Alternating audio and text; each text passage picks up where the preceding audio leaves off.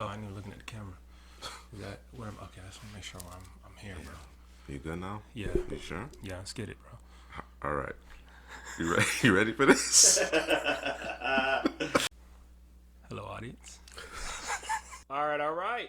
We are back once again. CouchPotatoGM.com is the website. Couch Potato General Manager is the YouTube channel. You know it because you are on it. We are here to discuss. We're going to get right into it. We're here to discuss I almost said a three-team trade. But it seemed that way. Right, as fast as it happened. Yeah. And, we had the 49ers moving up from 12. Yes. To number 3. Correct. The Dolphins. Mm-hmm. Dolphins moving back to 12 and then say, you know what? We still want to be in the top 10, so we want to move up to number 6 with the Eagles. The Eagles said, hey, we'll slide on back because our guys could possibly still be there that we want to target. Right. And usually when you move up in the top, 3, 2, 1, of a quarterback heavy top end draft. Sure. What does that tell you? The drafting quarterback. Okay. The consensus kind of is that Trevor Lawrence is probably going to go 1 to the Jaguars, and Zach Wilson, who I like a lot, is probably going to go number 2 to the Jets. Although who knows with the Jets what's going to happen, but we assume they're going to go quarterback there. Sam Darnold, probably on the way out, and then the 49ers will be left with Mac Jones, who I think that's the guy for me. Okay. For them, Justin Fields, or Trey Lance. So it was funny because I heard I don't know if it was it was on the radio or if it was a video I was watching. I heard Shanahan didn't he did not skip Trey Lance's pro day, or no, didn't attend the pro day because he didn't want to give away the trade that was happening. So it's just kind of funny how the draft and the whole thing works, but smoke screens and all that. It's just crazy. It's just crazy. But what was your take on the trades and? Well, I mean, the 49ers, a year ago, came up a little bit short in the Super Bowl. You know what I'm saying? And this was with a team that had Jimmy Garoppolo, who was serving more as a game manager than anything else, right? He missed the throw that it was a big throw. It was a big throw, and it could have made all the difference. Now, I'm not going to put that entire game or the shortcomings of the 49ers offense solely on Jimmy Garoppolo, but certainly they could stand to improve there at that particular position. Of course, they re-signed Trent Williams, gave him the big contract, biggest contract forever in the history of the NFL for an offensive lineman, and he's just that good. 22 mil. He's just that good. So of course they're gearing up to make another run here. They're going to get healthy. They got Nick Bosa, of course. I expect big things from Javon Kinlaw moving forward. Still got Fred Warner at the second level. They have some questions and some concerns at the third level of their defense, the secondary. They can, and I like the fact that they're bringing Verrett back. He took a bit of a discount, more of a prove-it deal. Right. But I really like Jason Verrett. I'm glad to see that he's healthy again, playing good ball again. But yeah, definitely, the Niners, they've identified, Kyle Shanahan has identified, look, this is a unique class in terms of first-round talent at the quarterback position. Right. I have an opportunity I'll have my pick of 3 of the top 5 quarterbacks in the class. Right? And depending on who you ask, there isn't a ton of separation with at least 4 of those guys. Right. You understand what I'm saying? And again, every scouting department, everybody's order is going to be a little bit different. So, hell, they might get the guy that they covet the most. Who knows? Yeah. The question is this the right move? And I think it just comes down to how you feel about Jimmy Garoppolo. And of course, in Kyle Shanahan's offense, generally speaking, he's going to be able to get the most out of a quarterback just with the scheme. Right? But of course, the way the league is transitioning, it's trending. They want quarterbacks that can do a bit more, create a bit more, can get a coach out of a compromised play call. You know what I'm saying? Extend plays and really be a difference maker off script. You understand what I'm saying? Guys that can ad-lib a little bit more. So if that's what you're looking for, then absolutely. What they ultimately gave up was a third-round pick in 2022, their first-round pick obviously this year they swapped the picks Right. with the Dolphins. First round pick in 2022 and a first round pick in 2023. So you absolutely must love one of these quarterbacks if you're giving that kind of draft capital up, right? Right. When you have a quarterback on your roster that was decent enough, all right, to steer and guide you for the most part, with the obviously with a lot of control from the running game, and then of course it being led by the defense. But he wasn't so much a liability that he couldn't get you to the final game. Now, is he the type of player that's going to elevate your young receivers? No. And if you identify a guy in this class that you believe has the capability of doing that has the potential to do that, then I completely understand it from the 49ers perspective. They are in win mode now. You know what I'm saying? They're in this is the 4th year of that Kyle Shanahan, John Lynch battery. Yeah, 6-year contracts. Yeah, I think it was a 5-year deal for both of them. I think this is the 4th year. So of course, and maybe the 5th year. I'm not sure off the top of my head, but certainly this GM head coach combination, they got a little bit of a taste. They came up a little bit short. They got a little bit of a taste. They feel like this is the move that's going to put them over the top. So certainly makes sense from that perspective. When we talk about it from the Dolphins' perspective, right? Mm-hmm. Of course, they add quite a bit of draft capital. Right. Okay. At 3, of course, early on in the process, there was the thought process, well, maybe they're not in love with Tua, the way that they were doing the whole Fitz and Tua thing last year.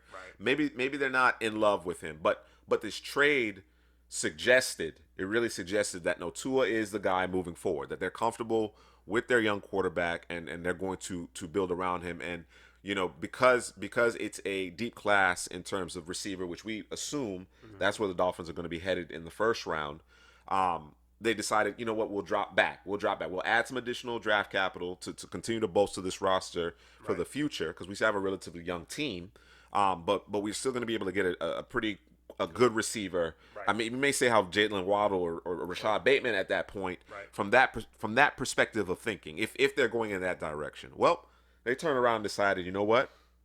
We're not going to take any chances. Right. We're going to go move back up into the top 10, and they actually trade with the Philadelphia Eagles, and they get the 6th pick. So what's your thought process in terms of the Dolphins moving back up to the 6th overall pick? We got to have weapons for our quarterback. Like you said, you're not going to draft a quarterback, and the worst thing you could do for him is either not to protect him, or if you have the protection, to say, okay, well then let's not get pieces to help him, so we can evaluate him, sure, right? Because that's one of the things to really know what we're dealing with, right? Yep. Do we need to stick with him? Do we need to bench him? Do we need to just move on? Like, we need to figure this thing out. Obviously, you have a couple years to do that. Sure. But let's load him up and let's let this thing grow with those receivers, absolutely, right? With those weapons, right?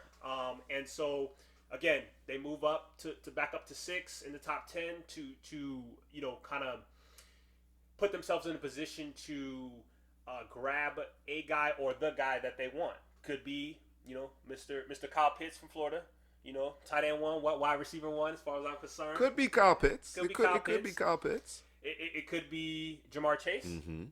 It could be Devontae Smith. Yep. It could be Waddle. Yeah. It could be any one of those guys. But they've solidified themselves in a position to grab one of those guys. Right. Not back there at 12 where 2 or 3 of those guys could be off the board, and now they're kind of sure. Like, dang, do we really want this guy? This wasn't the guy we really wanted. No, they put themselves in a position to, this is the guy that we want. And if I'm the Dolphins, man, do the right thing, man. Go ahead and get Kyle Pitts and stop playing. Stop playing. Or Devontae Smith. No, Kyle Pitts. Or Devontae Smith. Okay. All right. Okay. As you mentioned, the Dolphins have done a really good job of kind of navigating the draft landscape and positioning themselves really to have an abundance of options, right? By trading back, right, with the 49ers originally, they picked up a pair of first-round picks. Mm-hmm. They still have one additional first-round pick because of that trade.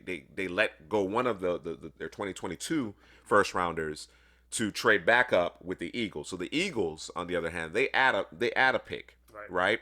And the thought process here is there's a bit of a rebuild. I mean, that's what it leads me to believe. Right. So of course there are a lot of Eagles fans that are very displeased with this particular move. right? Yep. They feel like Jamar Chase is out of. sure that they had an opportunity to get a generational type of player, whether it be Kyle Pitts, whether it be because of course there's still the Zach Ertz domino, Right. whether it be Kyle Pitts or Jamar Chase or whomever the receiver that you really like there. Panay Sewell, for that matter, they if they wanted to go and address the offensive line, he's considered the top offensive lineman prospect in this class. You kind of take yourself out of that running, but based on what we think could potentially happen here, we're thinking as many as 4 quarterbacks go in the top 10. Right. A couple corners. You might get a pass rusher there. I do think Sewell is a top 10 prospect. If he falls to them at 12, there's no. If it's not Sewell, it sure. may be Slater from Northwestern. Yep. So when you talk about being there at 12, there'll be receivers there, but there also should be offensive tackles there. They'll have their pick of the lit. I'm not gonna say they'll have their pick of the litter. But they're going to get a starter. They're going to get a starter. Yeah, you're still going to get top end talent at that position. Is kind of where we're thinking because of the number of quarterbacks that we anticipate going in the top 10. The way we're kind of looking at it is based on what you're thinking. You're thinking Lawrence, Wilson, Mac Jones. Then you get to Carolina. That's where Justin Fields comes off the board. At a minimum, right? So yes, there's a legitimate chance that you could have a Slater there if you want to address the offensive line. You might have your pick of Jalen Waddle and Rashad Bateman at 12 as well. So I think Devontae Smith. Some people might feel that the BMI is too much of an issue. I think people are crazy. Right. I think they're crazy, but he could be there as well. So I don't think this trade is as egregious as a lot of Eagles fans and people who kind of speculating in terms of what the Eagles have cost themselves think. You understand what I'm saying? I think the Eagles are still in a pretty good position here to get a guy that's going to be able to contribute immediately at a position of need, and it's going to be a higher end prospect in the class. And of course, they've added some draft capital, so they move up in day 3. They swap their 5th and 4th round. They swap their 5th round pick for a 4th round pick this year as part of that trade, and then of course they get that additional 1st round pick next season. So from my perspective, I thought the Eagles, maybe you don't give yourself an opportunity to get Chase or whomever you think, Pitts or Chase. If that was kind of your one receiver, your top receiver, your top offensive player, you know what I'm saying? Yeah, you may have taken yourself out of that particular running, but I think you're still going to get a very, very good football player, and it's not going to be a huge, drop off. If any, for that matter.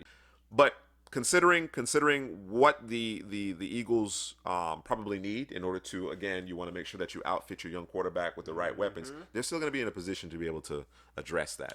Here's my thing too, though, as an Eagles fan, like, where do you think you are, as an organization in terms of making a run at the playoffs? Like, how far are you off? Because again, let's go back to the division, right? Yep. The Cowboys, I think, are in a better position. Dak is back, barring his injury or whatever, coming back healthy and ready to go. I think that's a team that team's just gonna outscore people. You have the New York Giants, who I think they look like probably the most ready team in the division outside of the quarterback. Because I know how you feel about Danny Dimes. Outside of the quarterback, I think that team is kind of ready to go. And that's a question mark as well for the Eagles as well. Is Jalen Hurts there, right? When you talk about Washington and you look at all the teams' pieces and the different parts and every position, I think that the Eagles are the furthest away when you talk about every single position and filling the holes that need to be filled so that this team can make a run. I think they're the furthest away in the division. Maybe I'm wrong. Hit me down in the comment section, but I think that Eagles fans don't panic because you're not getting the transcendent player. I think that getting an extra draft pick and then drafting a guy who's a little maybe a little below those guys. Or who could end up being better. You know what I'm saying? Like I said, I don't think it's such a huge drop off. So I'll be perfectly honest with you. My evaluation of the receivers in particular. What I'm saying? Kyle Pitts obviously has separated himself as far as the tight ends are concerned, and considering the size speed combination, you might feel that might be the best receiver in the class, right? Okay, fair enough. But when you're talking about the traditional receivers, number one for me is Smith. Smith is my number one guy, right? people, and that's fine. If you feel differently, that's fine. Because again, I don't think there's a whole lot separating Devontae Smith, Jamar Chase, Jalen Waddle, and even Rashad Bateman for that matter. I don't think there's a huge gap between those players. And this is where coaching comes into play. This is where scheme starts to come into play. That could be the difference in terms of how successful those individuals are at the NFL level. You understand what I'm saying? My biggest concern with Philadelphia isn't necessarily this pseudo rebuild that they may be going through, right? Because they got to clean up some things with some contracts. They got some young players that they got to see, are they worth their mettle? I think they certainly need to get their arms wrapped around the offensive line. Yeah. You know, I get it. You have some concerns on the perimeter with respect to your offense, but that offensive line was the key. That was the catalyst.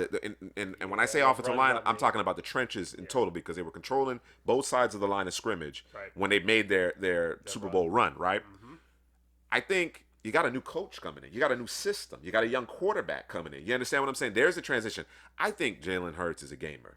I think so, you know, the player that we saw as a true freshman at Alabama, compared to who he was when he graduated or entered the league, his final year at Oklahoma after he transferred, night and day, man. And there's something to be said about his tenacity, his work ethic, his talent. I think, looking back on it, hindsight being 2020, the fact that they select him in the second round, a lot of people were like, well, that doesn't help you. Look, man. You could be in a lot worse position now. You could be in a lot worse position. Now you might feel, hey, this is a special deep class of quarterback. We could go in that particular direction. But then that doesn't necessarily give you the wherewithal, right? To address other aspects of this roster, which need to be addressed. My point is, I think Philadelphia, while when you stack it up and you look at it on paper, they might be a little further away than the rest of the teams in the division, in your opinion. Mm-hmm. I don't think they're so far away that they can't come out on top this year. Yes. Wow. Yes, I don't think they're that far away. Down in the comments. This division. You got a black and blue. This division. The one thing I'm certain about in this division is Washington's defense. That's the only thing I'm certain about in this division. I'm not certain about anything else in this division.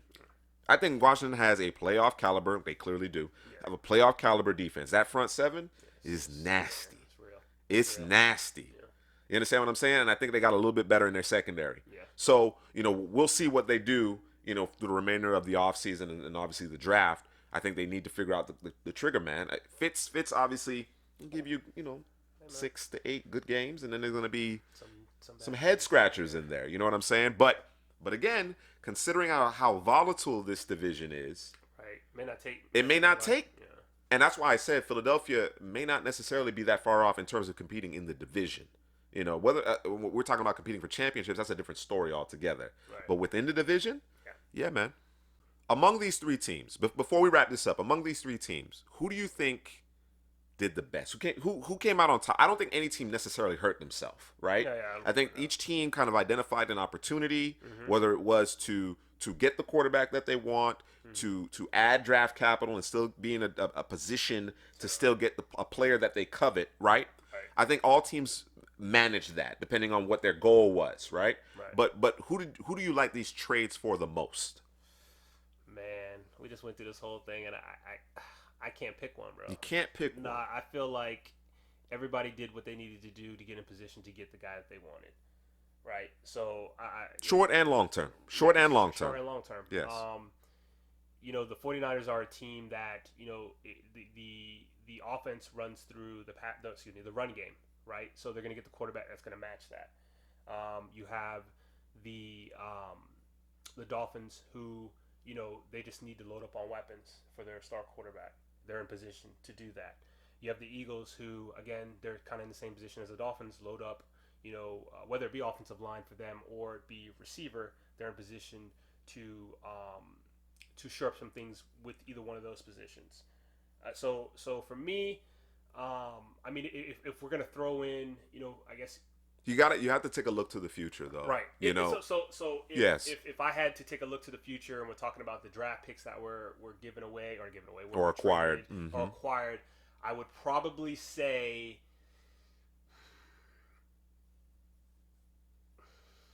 man, I'm gonna go with the Dolphins. Yeah. I'm gonna go with the Dolphins. Yeah. Yeah. Yeah, I'm with you. Yeah. I think the Finns, they work this really well. And to your point, I don't think any team hurt themselves, obviously. Definitely didn't do I don't that. think any team hurt themselves based on what they're attempting to accomplish, right? I really want to stress that I think the Eagles, what they decided to do wasn't as egregious as what people have kind of, portrayed it to be, that this move by Howie Roseman. Right. But I think the Dolphins probably played this the best. You know what I'm saying? They traded down 3 spots and added a 3rd-round pick and a 1st-round pick. Right. I can work with that. And it still puts you in a position probably to come away with whomever you feel is the best skill position player on the offensive side of the ball, outside of the quarterbacks, obviously, Right. in this draft class. Because we're thinking, again, quarterbacks with the first 3 picks. We don't know necessarily what's going to happen at 4. There is a possibility that maybe Kyle Pitts goes there. Yeah. I think the Bengals probably will address the offensive line. I certainly hope the Bengals will address the offensive line. And then, of course, you kind of have your pick of the litter in terms of these receivers. Yeah, I would agree with you. I think Miami managed the best, Right. but I think everybody did well. I mean, unless somebody does something bizarre with the 49ers don't go quarterback and they go left. I mean, it happens every year. Sure, Like, what just happened, right? Yeah. Well, it's the guy we love. We coveted him, so we went and got him. Yeah. Okay, well, you didn't have to do what you did. I think it's going to be Justin Fields. You think so? Yeah. I think Justin Fields is going 2 or 3. I'm not knocking Mac Jones. I think what Fields brings to the table, the athleticism, the bootlegs, a little bit more spice and yes, yeah. I think he's a more dynamic player, and I know that's what teams want these days. There's nothing wrong with Mac Jones. There's nothing wrong with a traditional pocket passer who may not necessarily have the biggest of arms, but is accurate, deadly accurate, delivers the ball on time, the ball placement's where it needs to be, has requisite anticipation, has the mind for the position. There's nothing wrong with that. But I think what Shanahan probably wants is a quarterback that can offer a little bit more in terms of, again, when things break down, off script, off platform. You know what I mean? And Fields has that. And listen, of all the coaches in the league, Kyle Shanahan is a mastermind. I'm okay with it. Sure. I'm okay with any quarterback he goes with, just because I trust the system. It works every year. And again, I love teams that the offense kind of runs through the run game. Yes. I mean, this man could throw you back there, and we're gonna go for we're gonna run for 1,000 yards for the season because of the way the system works, right? So. And just no passing yards, but we're gonna still get it done on the ground. Right, yep. right. You know what I mean? So it's and just that whole system is crazy, bro. Like there's no true number one there. It's kind of hodgepodge, and each one of those receivers have their own talent where you have to be worried about if they catch the football. They're ball carriers as well. It's lights, camera, action type thing. Yeah. So it just makes things easier. I mean, they're a quarterback. Again, I always talk about it. There are teams in the league that are quarterback short, and this is one of those teams. Probably could do some things in the secondary, but I'm not too worried about that because you can just sometimes outscore folks. So, I'm okay with Justin Fields. I'm okay with Mac Jones. I see the allure for Justin Fields. Yes, there's just a little bit more flash in the pan, spice that's just there that could make the kernel. I'm not gonna say it's kernel. I'm gonna call it the popcorn. Sure. You know what I mean? Sure. With Jimmy Garoppolo or Mac Jones, it might be popcorn that's butterless. I think Mac Jones would eventually be an improvement on Jimmy Garoppolo. Oh, definitely. You understand what I'm saying? I think I don't know that it would happen immediately, right. But I think in relatively short order he would be an improvement upon Jimmy Garoppolo. I think what Fields brings to the table, the athleticism that he brings to the table is the part that you cannot teach. Right. I think Shanahan believes the tools that Fields has, he can mold them. Right. He can and don't get me wrong, I don't think Fields is this completely unpolished player either. There's work to be done. But there's work to be done. Right. There's work to be done. And I think Shanahan is one of those offensive minds, one of those I won't go as far as quarterback whisperers, but certainly one of those offensive minds that can mitigate certain things. Yeah, man, I think all 3 teams did well for themselves, but I give the nod to the Dolphins. Eagles fans, Niners fans, Dolphin fan. Hit us down in the comment section. What was your take? How do you feel about it? Who do you think your team's going to pick? Were we wrong? Were we right? CouchPotatoGM.com is the website. Couch Potato General Manager's YouTube channel. You know it because you're on it. Go ahead and like, subscribe, and share the video.